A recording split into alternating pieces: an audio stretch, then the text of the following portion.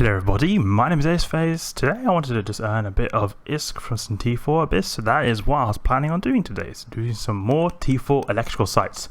And I have just come back from an exploration run in the Onyx and just about to switch ship here. So I wanted to also show you guys my ship collection. I've got a bunch of ships you can see here. Got some Confessor, Purifiers, Steros, Vex Navy issues, lots of stuff.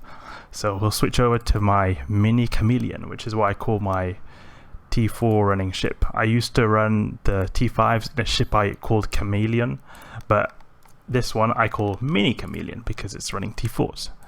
So let's get at it. We're in Gila, time to undock. Let's just make sure we've got everything loaded. You know, full ammunition is always important. Always important to have your filament as well. You know, I cannot say the amount of times I undock and do not have the right filament available. And this is something actually I do not understand right now. I've got 780 DPS. I don't usually have that much DPS. Why have I got so much DPS? Look here, I've got 720. If I go out here, I got 780. I'm not sure. Why is that the case? I think maybe it's because I've got some missile-based implants which are boosting my missile capabilities, maybe? Perhaps.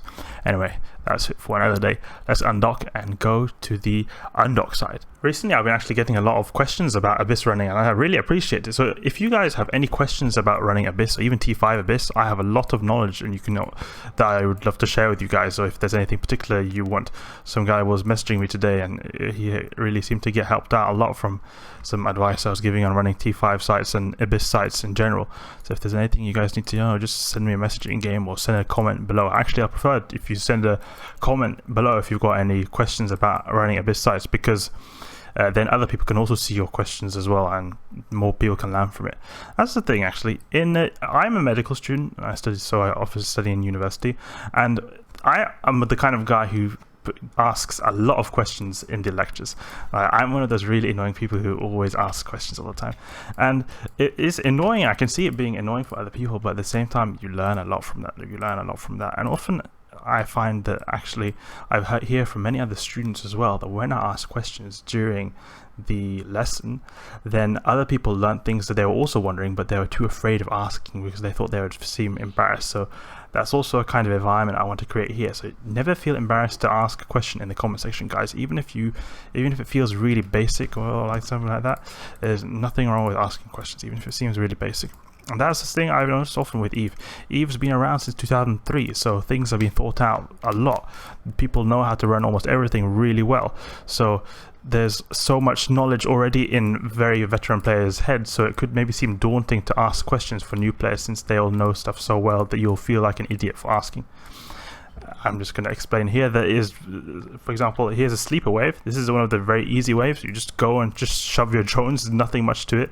There's really no particular strategy here, because the thing is with sleeper waves in the T4 sites especially, like they do not do damage that you have to do any kind of specific piloting. Like for example, Charybdis can do high damage, so you'd want to maybe, you know, orbit at 500 at him, but sleeper waves do so little damage that really you don't even need to bother about piloting. You just go and grab the loot, nothing more to it than that. Grabbing my extraction caches, and I want to see if I will actually get some decent loot from this. That's also something I usually, on average, I would say maybe 30 to 40 mil. I've noticed the loot prices have been going down a bit for the Abyss, especially the T4 Abyss, and I don't think the CCP has made any changes to the loot tables. I just think it's the price of the 0-point condensate that's gone down quite a bit. I noticed the 0-point condensate is continuously on the way down. It used to go for 100k ISK per piece. Now it goes only for, I think, 40k, maybe even less now, but it's definitely, ISK has been going down from the Abyss, but it's still definitely worthwhile. I still always do it, and it's something, it's still considered a very top tier activity to get ISK from. Actually, we'll see if we get something good from this site. Maybe we will get a really, like a jackpot. Like sometimes you can get really good stuff. You know, these extraction caches over here that I've been grabbing, sometimes you could just get straight up 30 mil from those guys, and then not even counting the bioadaptive. Sometimes you can get even more from the bioadaptive. So it's really variable. You can get things all over the place. It's like really, it depends. Sometimes you could even get the skill specialization skill books, which just are crazy amounts of ISK. And actually, it's been a really long time since I got one of them. I remember about a month ago I was also, but the thing is, it also is because I've not been running as much Abyss sites recently. I've actually in general not been playing as much Eve recently because I've been doing a lot more in real life stuff like work and those kind of things, and it's obviously going to make it so that I do not get more of those skill books. But I remember getting quite a few last month actually, and that was something I missed because those skill books, the small disintegrated specializations, go for 200 mil plus. That's really nice, getting from just a little can like this, just 200 mil, just like that. That's really crazy. So we got a little bit of ISK from here, 20 mil, so we're at 20 mil or 19 mil already, and I guess think it'll be a little bit less since we've got ammunition as well. I've got a filter set up here. If you kick Abyss loot here, 14, 15 mil. I had to set that filter up like as a custom filter, so it wasn't one that exists by default, so you have to make yourself, guys. And it was actually made mostly by some guy in the Abyssal Lurkers channel, but then I actually tweaked it because there are a few things that weren't coming on that Abyssal loot list. But I really recommend you guys try to make an Abyssal loot filter. It really helps a lot with just filtering out Abyss loot, so you can just like quickly grab it, especially if you have a big inventory. For example, in the Gita trade station that I base out in, there's so many things I've got in my inventory, and I really do not like the way CCP has you sort systems or sort inventory items. It feels really cumbersome because everything is kind of in one big inventory unless you manually put it in a container. And to be honest, I wish there was a better way to just sort stuff. You could just make and close containers. Like, it doesn't feel like it's a natural thing with inventory management. It's just that you have to like manually buy containers, name them. It's not like you can easily make the categories. So let's see now. Let's go to the extraction cache over here. Blow it up. Send our drones out, and we've got lots of spark lances. These you want to be careful for if you've got a lot of these, because I'm running electrical sites, and electrical sites will obviously make your EM resistance a lot lower. So if you've got a lot of spark lances, this can be an issue, but I do not have that many spark lances on the grid, and that will not then do much because they in themselves do not do much damage, but when they have a lot of them, they can actually get your shields down. By the way, the rogue drone waves are really simple waves. There's really nothing much to it. Just blast the drones down. Just if there's a lot of the certain damage type of drones on the grid that you have a low damage resist profile for, then go for them first. Otherwise, it's really just fire at will, especially if you're using a Gila. Sometimes there could be ships where you're using that, for example, the Sacrilege, where you are using short-range heavy assault missiles.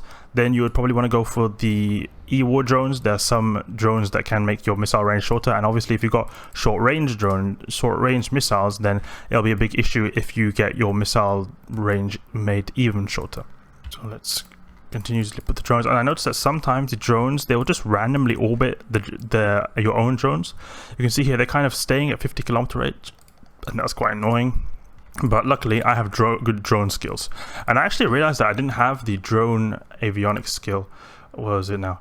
The advanced drone avionics skill to max. That actually makes so you can make your drones fire even further, and I can make my drone control range be 3 kilometers more. And to be honest, I don't even need to use a drone link augmenter if I have that good control range, to be honest, because in the Abyss you don't really have drones that are, or enemy ships that are out at more than really 60 kilometers. Sometimes you get like 70 kilometers, but like with a drone link augmenter, I have so good drone control range. Basically anything I can target, I can lock my drones onto, and in actuality my drone control range is further than my lock range, so there's not really any difference or not any point in having better skills for your drone control range. But I'm not currently using a drone link augmenter, so it doesn't really matter. So here we have the Vila wave. The Vila wave is a really easy wave because they don't really do that much damage. It's basically an easier version of the Triglavians, and the Triglavians actually, they are like quite deadly because of how they can spool up their damage, but these guys really, they don't really have any particularly strong damage capabilities from them. The only thing is they have really good tracking. So you see here, they're deploying these Gila Swarmer drones. They're really powerful, or not really powerful, but they've got really good tracking. So if you are running frigate Abyss sites, then you can have issues, because it's basically or almost impossible to speed tank these Gila Swarmers, because they have so fast speed, so good tracking. It's almost impossible to kite them. So that is a big issue for ships relying on kiting capabilities.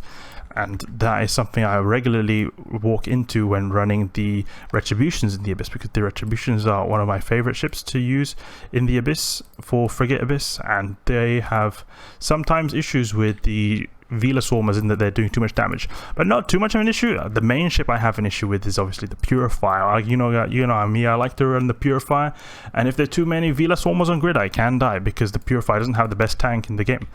And I noticed that right now, you can see here, I'm clicking on ships, and actually I'm just automatically tracking them. This is really annoying. There's a certain hotkey I must have pressed that made it so that these automatically tracking these ships here, but I'm not sure what it is, and I'll have to look that up soon. But it's a bit annoying actually that you just click on it and look at it. At first I would maybe think that, okay, it's good that you are looking at what you're shooting, but it does get a bit annoying at the time after a while. And there's some kind of hotkey, I think it's like shift something, shift alt maybe. Let's just try, maybe we can do this. Nah, it doesn't seem like we pressed the right hotkey there, but we're having our ship just go all over the place. But the Abyss definitely does look really good. These weather effects kind of ruin the scenery a bit, because how they form clouds. Like, you got this orange cloud, the background looks really good, but then you got this like orange cloud, and it doesn't look that high resolution when you zoom into it that much. Like, it looks a bit basic in its texture. So these kind of ruin the scenery. If you had removed if there was a way to make these clouds, I feel like if they would do a graphical update to the Abyss, it would definitely be to make these clouds integrate or feel more like a part of the Abyss, because I feel like they feel to me a bit out of place. They look a bit basic, and I just think the background and the objects in the background, like these rocks over here, they look so damn good. But then you got these clouds here that are kind of messing it up. It doesn't appeal to me that much. Anyway, that's it. The T4 run is done. We didn't get that good loot right here. 30 mil. I would have really wanted to get 40 mil or something. I'm on a streak of bad loot that has been going on for a pretty long time right now, and I feel like it has a lot to do with the fact that zero point condenser has gone down in price. Let's walk back to Gistum and see how much we get. Obviously, you want to be careful when you undock, or not undock, but you exit from your Abyss side. There could be gankers here, and that is also always something I worry about, because I have been ganked a few times before, and it is always like when you think that, oh, okay, it's cool, you know, I just finished my site, and then boom, you just get wrecked. Like, I get wrecked. No, please don't hurt me. It's quite a dangerous situation. You get really wrecked. I got slapped so hard by these abyssal gankers. I've actually been ganked twice. It's very painful. But as long as you don't run expensive stuff, it's unlikely that abyssal gankers will bother with you. And even if they do, I mean, it's not that big of a deal. That's the good thing about running T4 sites. You don't really need to run that particularly expensive ships. So it's not that big of a deal. That's actually decent. Actually, you know, it said that we had 30 mil estimated price, and we got 26 mil. So that's good, because often it happens that like it's really good estimated price. For example, like 50 mil, and then it only goes for like 30 mil. But here it's only a few mil less. So I would say that's decent. Anyway, for that little site right there, I think also if we look here in the market, we can see here. If we go on Raging Electrical Filaments, the one I'm doing. The pricing of the filaments is going down quite a bit. Actually, you can see here 5.9 mil. They used to go for quite a bit more. If we go scroll down here, like you can see a 10 mil they used to go for at one point. It's like almost double the price. Especially here as well in May as well. They went for very expensive for 12 mil here. But I think people are doing some market manipulation, because I know at some points what people will do is they'll just buy out all the filaments, so there are none left, and then make so that the people who are desperate to run Abyss sites will just run them like crazy, or will pay crazy prices to be able to run them. Anyway, that's it for this T4 Electric Abyss, guys. Hope you enjoyed. If you did, please leave a like and subscribe. I'll catch you guys later.